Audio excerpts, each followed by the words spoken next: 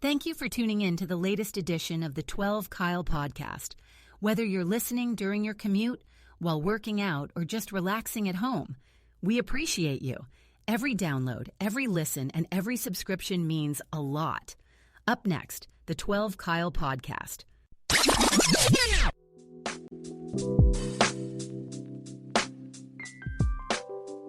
Ladies and gentlemen, thank you for listening. My name is 12 Kyle from the 12 Kyle podcast, and this is my edition of the Saturday Series. I am a 70s baby who was raised in the 80s, but bred by the 90s.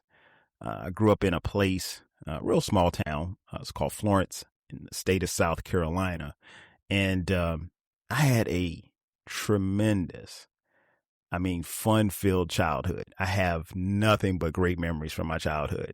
Unlike, a lot of people, and it's no fault of theirs, but I don't have the, memories of war-torn neighborhoods with drugs and, gang violence and all of that stuff. I just had a regular, very tame, fun, happy childhood. And my formative years were, like I said, just nothing but great memories. So I wanted to get on here and talk a little bit about that. My Saturdays were always interesting. I grew up in a house, at least until I was 13, with my parents and my brother, who's younger than me, my brother Damon. And our Saturdays were always dope. Saturdays normally would consist of us waking up somewhere around 6:30, which is always interesting because you couldn't get me up at 6 o'clock on a weekday. But come Saturday, I didn't need a clock. I woke up on my own.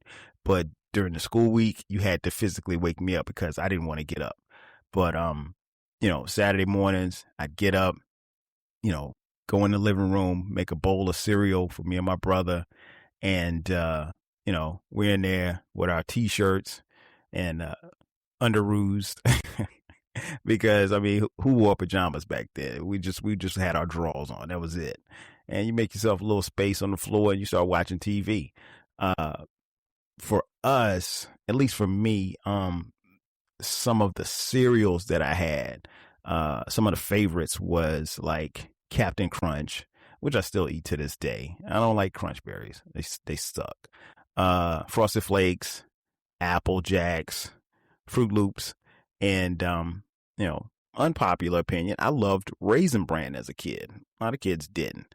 So me and my brother, we had different tastes when it came to cereal. So my mom would buy us our own separate boxes of cereal. So he'd have a box and I'd have a box. So basically I didn't have to worry about him eating my cereal and he didn't have to worry about me eating his.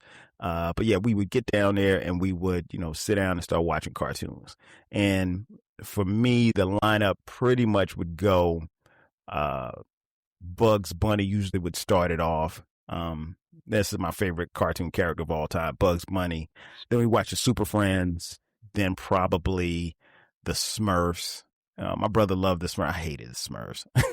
I didn't see any value in the Smurfs, but that's just me. He also loved He-Man. I never really came around on He-Man, but whatever. Also, Fat Albert and the Cosby Kids. Even though I have my own personal feelings about who I think and what I think about Bill Cosby, Fat Albert and the Cosby Kids were, must-see TV for me and my brother back in the day. And then we probably end the morning off with watching like the Flintstones or the Jetsons. And then right around, I guess, 10 or 11 o'clock, you would get Soul Train with Don Cornelius. Soul Train was always dope because, you always saw one of your favorite artists on there. And you always saw that tall, light-skinned guy and that Asian chick with the long hair. They were always featured, I don't know why, on Soul Train back in the day. And then around noon, we would see NWA. No, I'm not talking about the rap group. I'm talking about the National Wrestling Alliance. We used to call it wrestling because, we're in the South. We didn't call it wrestling. It was wrestling. And you had, the likes of Ric Flair, Tony Atlas, and countless other wrestlers and stuff that we would watch. So we watched that. And then after that, we would go outside.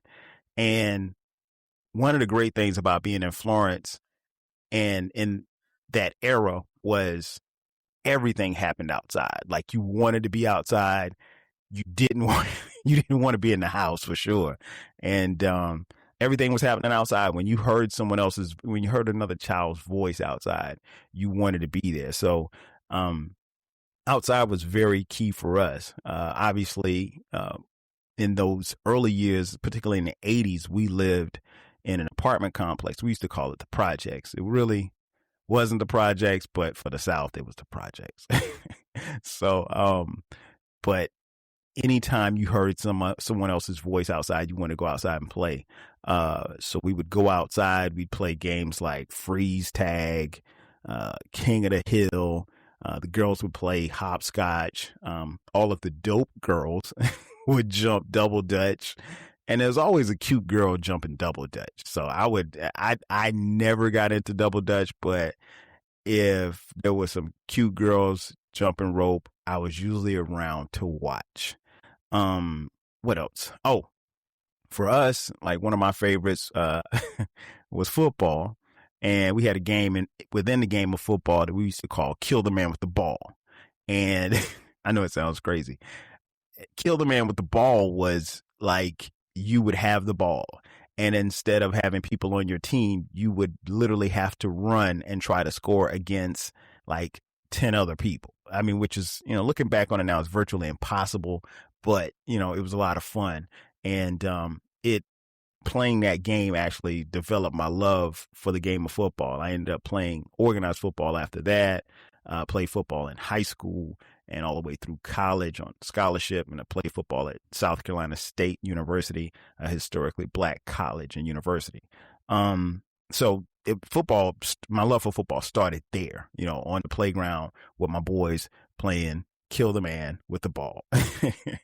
One other thing about that era was that, when something would happen, something would go down, and then, a couple hours later, everything's cool. Like fights.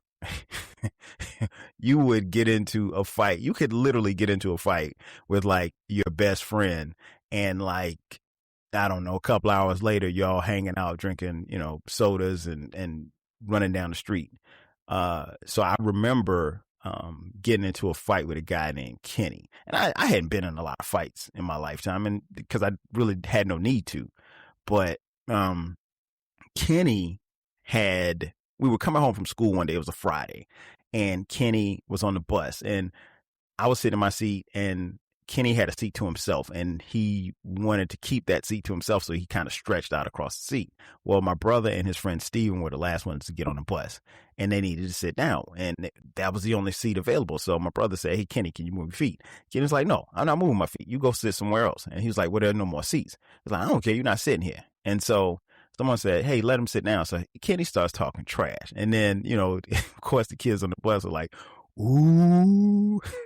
So I stood up and I said, "Kenny, let him sit down." And he was like, "What you going to do?" And I was like, "What you going to do?" And he was like, "We'll see when you get off the bus." And then everybody was like, "Ooh." So at this point, I got to fight Kenny because, he was talking trash to my brother and his friend Steven. Now, I'm going to let you in on a little secret. I didn't want to fight Kenny. I got a bad feeling about this. Right? Because Kenny was tough. I was tough, but I did not know if I could get a win against Kenny. But at this point, the crowd was hype. I wasn't going to back down. He definitely wasn't back down because he was still mumbling stuff. And because they were sitting a couple of seats ahead of me, I couldn't hear what he was saying, but I kept hearing kids go, "Ooh." So they were really hyping it up. So anyway, long story short, we get off the bus. They go, Steven and my brother Damon, they walk off. And by this time, I'm one of the last ones to get off the bus. And when I get off the bus, I noticed that there has been a circle made. Now, if you grew up in that era, when people are getting ready to fight, people normally congregate in a circle. So the circle is made. And so I get off the bus, I put my books down, and Kenny's like, "So what you want to do now? What you want to do now?" And at this point, I'm like, yo, I'm about to knock this motherfucker out. Like I'm at this point, I'm pissed because I don't want to fight, but I will. And so he runs up on me, and I didn't expect him to run up on me, but he ran up on me. So I got up on him, scooped him up, slammed him. Wow. Then I started hitting him in the face. Whap, whap, whap, whap. And so I get in like 3 licks. And then I feel somebody pull me by my shirt. It's the bus driver. The bus driver pulls me off. By this time, my dad has come out of our apartment. He's outside. And so the bus driver, she grabs me and Tony, and all the kids are cheering for me. I feel like the hero. And so, they put us back on the bus, and the bus driver writes us up for fighting. And I'm like, okay, whatever. I don't even care at this point. And so my dad, he's calm and everything. And so he didn't say anything until I got in the house, and he was just like, so, did you win? Of course I would, Dad. But, ended up getting suspended off the bus. But, my dad talked to the principal, and I was never suspended. I was back on the bus like the next day, and everything was cool. And, what's weird was like, I had never really I knew Kenny, but I didn't, because we lived in the same projects, but I didn't know him like that. But after that, I really swore up and down like Kenny was going to try to get some kind of revenge on me. I saw Kenny, like that following Monday, I think. And he just said, "What's up?" And that was it. And then after that, every day after that, he made it his business to come by and say, "What's up?" to me. And, and after that, we started talking or whatever like that. And we never became friends, but we became better acquaintances, if you will. And, it was just different because, nowadays you get into a fight, somebody want to shoot you, they want to stab you, whatever the case may be. But, that's just how it was. It was just different, in that era. I really don't have any regrets or things that I would do differently about the child. Oh, no, there is one. I remember I had to be like maybe 10 or 11, and my mom wanted me to take piano lessons, right? So I was like, okay, I could take piano lessons, no problem. The only issue was the piano lessons were on a Saturday at 5:00. Now, you tell me what 11-year-old wants to miss prime time Saturday afternoons at 5:00 by sitting inside playing, the piano. So my mom took me to this lady's house, and we played the piano, and I took two piano lessons. I was like, Mom, I don't want to play anymore, because I was missing too much stuff going on in the neighborhood at 5:00 on a Saturday. So I never learned how to play the piano. I have a piano in my house, and I still can't play the piano. But if I had to do it all over again, I would have taken those piano lessons, if for no other reason. When I got to 8th grade, there was this girl that I was trying to kick it to, and she said she loved the song Tender Love by the Force MDs. And I told her I could play it, but I really couldn't, right? So she was like, well, she gave me her phone number. She was like, okay, well, I want to hear you play Tender Love. So what I did was I called my boy on the 3-way. Shout out to 3-way phone calls. And I called him on 3-way, and I had him play it because, it's a very intricate piece to play on the piano. But, it worked out, and she liked me, and, I never had to play it for her again. But, that's my story. Again, thank you for listening. You can check out my podcast, the 12 Kyle podcast, each week. The podcast drops every Thursday and can be found on all platforms where podcasts are free. Again, thanks for listening. My name is 12 Kyle, and this has been my Saturday series. Thanks again for listening to this episode of the 12 Kyle podcast. If you enjoyed this episode, make sure that you hit the subscribe button and share this podcast with a friend who needs the 12 Kyle podcast in their life. Every listen, every download, and every share helps us grow. Thanks for being a part of the 12 Kyle podcast community. We appreciate your support. We will catch you next time. 5,000.